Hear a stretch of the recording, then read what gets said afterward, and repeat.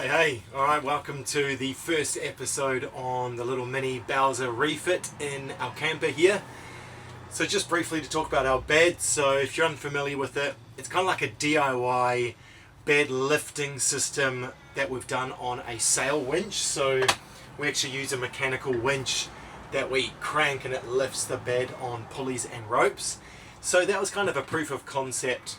Really the reason I went with that is when we designed the truck, I originally wanted to do it with electric actuators, but because we have an angle cut on the back of our camper box here, that wouldn't have given me enough stroke to get the bed all the way to the ceiling and all the way down. So that's why I ended up going with this system here. Now, it has been really good. We especially love the layout. We've got this lovely big U-shaped couch, which Oakley he has a blast here with his toys. It's really good to eat at, and it's really good for Ange and I to do work at as well. We've got this big table in the middle, which goes up and down, swivels, turn it to 10. There we go.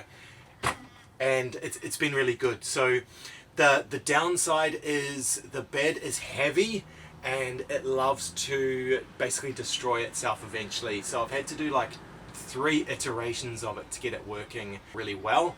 And it's starting to kind of show signs already of it, not being too happy, I guess. So we want to make it more user-friendly for a few reasons. So we're going to pull it out completely. So this will be one of the first jobs. I'm going to just tear this whole bed down. It's made out of aluminium T-slot.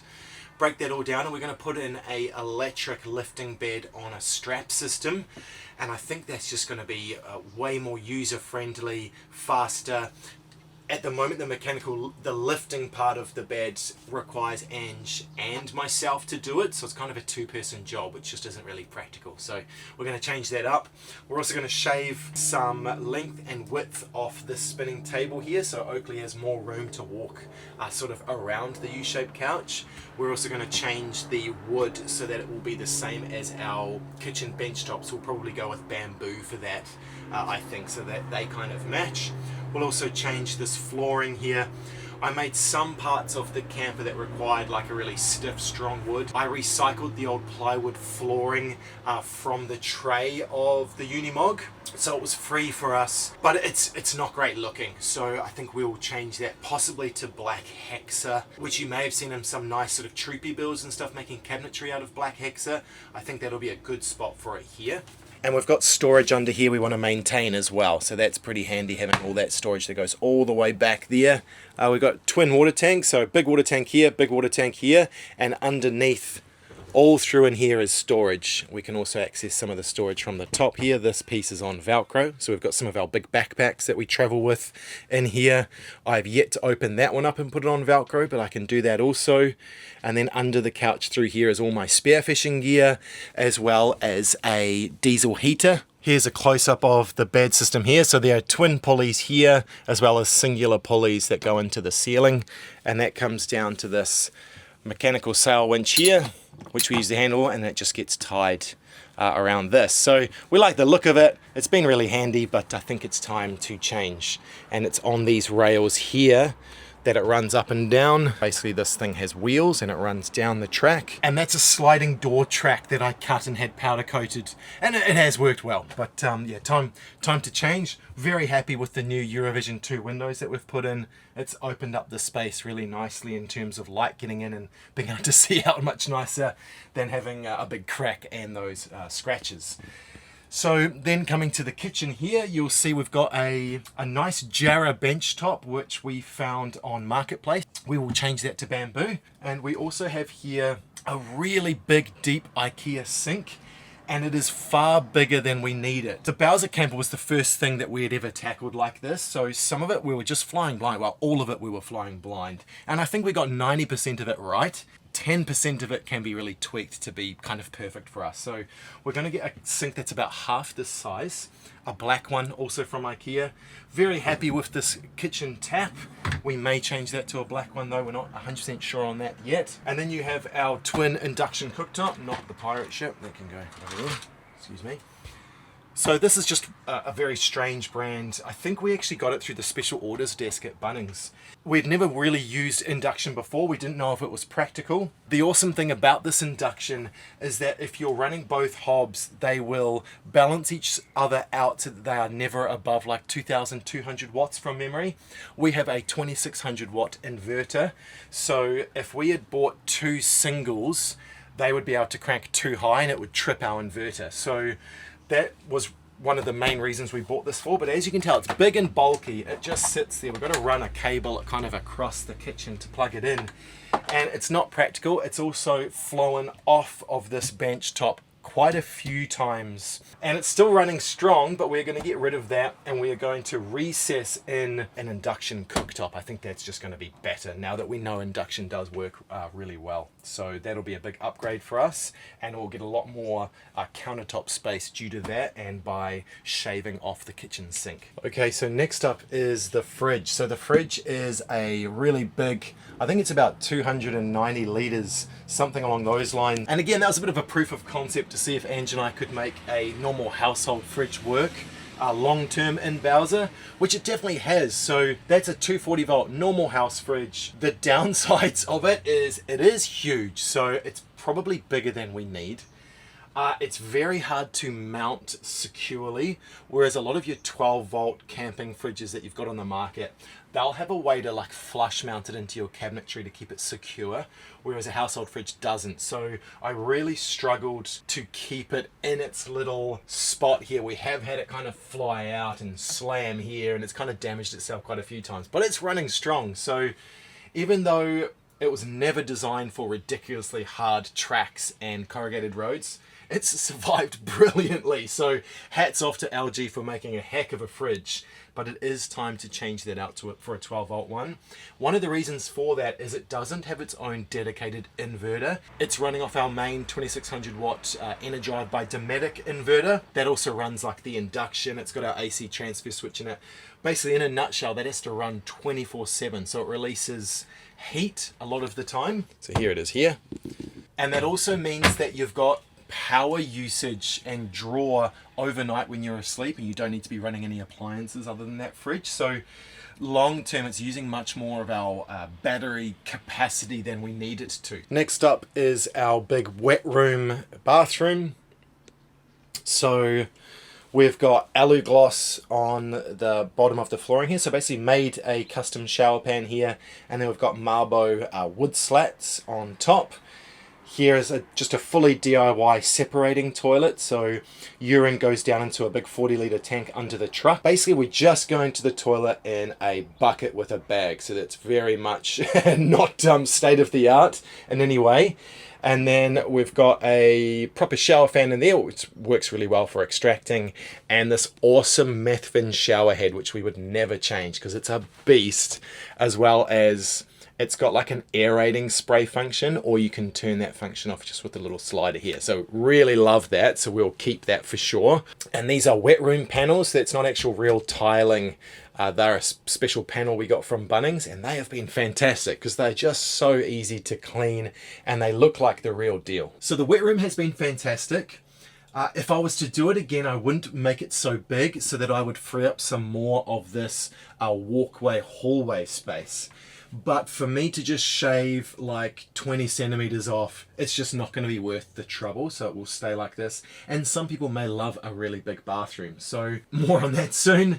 Now we're going to pull this DIY toilet out entirely, and we're going to put a proper composting toilet in. So that's one of our main upgrades that we want to do. That's going to help our quality of life, to be honest. It'll take up less space, and therefore you can have a more roomy shower as well, which will be great.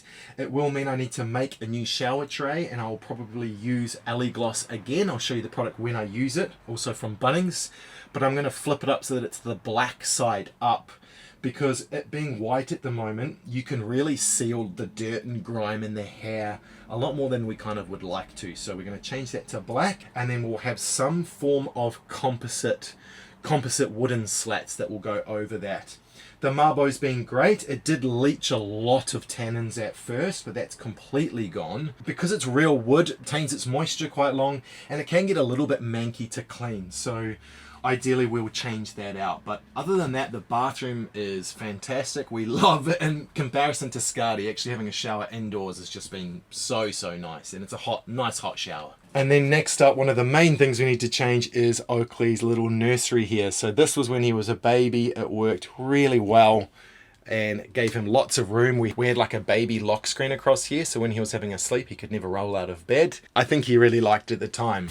However, it is too small for him to grow now, so we've been racking our brain as to how we can increase the size of his bed but it not being too detrimental to our storage in the truck. Here in the back here we have all of our clothes storage, and this goes back really far. We've got 2 layers of boxes with all of our clothes. Now in order to extend this bed platform, it would block access to the storage. This is a lot of our dry goods back here, and it goes really far back. That's a tricky one. I think I'm going to put a sliding platform in so it can be removed very easily, and that'll extend his bed all the way to here, which will mean he can probably, I can just talk to you in the mirror, that's handy. He'll probably be able to grow into like about the age of 14 in here. So that's going to be perfectly adequate for our short to medium future with Bowser. And then what we can do is I'm going to create a storage cabinet here so that all of his books and toys can be in here. We'll have a little shelf here that we can use. And I think that's going to be the best option for us. We can put some more lighting in. This area is a bit dark, so I've torn this off the wall. There'll be a Sirocco fan in the corner. I'm going to put a couple of lights in, some form of LED lights in to make it nice and cute for him, and then he can decorate the walls. So I'm really looking forward to him having his own bedroom. So ever since he was probably 6 months old, he's slept with us. So that was mostly because it was the only way he would sleep. He was such a terrible sleeper, and he was breastfed. He never took the bottle. He's still with us in the bed, but he's getting independent now. So I really think that he will be way better in his own bed. It'll give more space for Ange and I, obviously, because we have to kind of top and tail. It's not a lot of fun, to be honest, especially not in Skadi. So we're really looking forward to him having his own little space, his own little bed, and that'll help a lot with the quality of life. So one material we used in the camper build was a very lightweight, it's actually some form of plastic that looks like shiplap. That was wicked. It wasn't very expensive, and again, super lightweight. But as you can see, after having this little guy in here, this little 3-year-old, I don't know if you can see on the camera, but he's putting holes in it accidentally, not on purpose at all, but it's too brittle. So where there is high traffic areas, we're going to change that to wood, and that should mean that it's much more durable long term. So all along here where our feet are is all that plastic paneling, so we're going to change that to wood. So we are at Socks and Diana's place here in Perth, which we've stayed at before. They run Womo. They have very generously let us park up next to their house and let us kind of work on the camper here. The hard part will be that I need to be working on the camper while we can still live in it, and that could be tricky, especially with the bed. So I'm going to have to just crank through it as fast as I can and make sure that we can sleep in here every night. That may slow us down a little bit. We've got a little rental car for now, little Suzuki, so Ange can get around with Oaks. She can do some errands, she can take him to the playground and stuff while I work.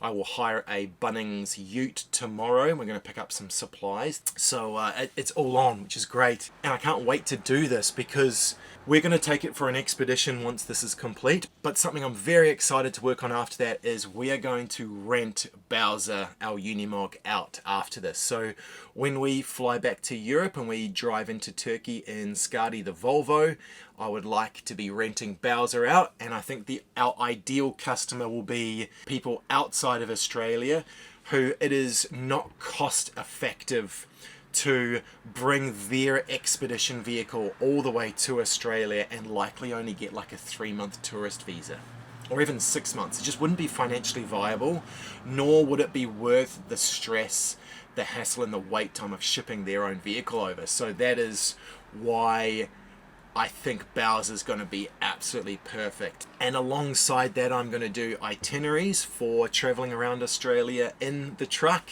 Of course, there's a lot of paperwork that I'll need to work out insurances, but I'm sort of getting there. I'm starting to work on a website at the moment, and I think it's going to be, I'm really excited about it. So, and I hope there'll be some of you out there that might be like, you know what, that's the best way that I can explore Australia is in. Now, Bowser has been built to handle everything that Australia can throw at it, and we've kind of proved that. We've travelled extensively around Oz, done some really gnarly tracks that I shouldn't have been taking this thing down, and it hasn't skipped a beat. Now, since all of the upgrades on the engine and all of the maintenance, it's shipshape better than ever. So I think it's going to be a wicked platform for hopefully one of you to rent. So if you're interested in that, let me know in the comments. I'll be super keen to hear that.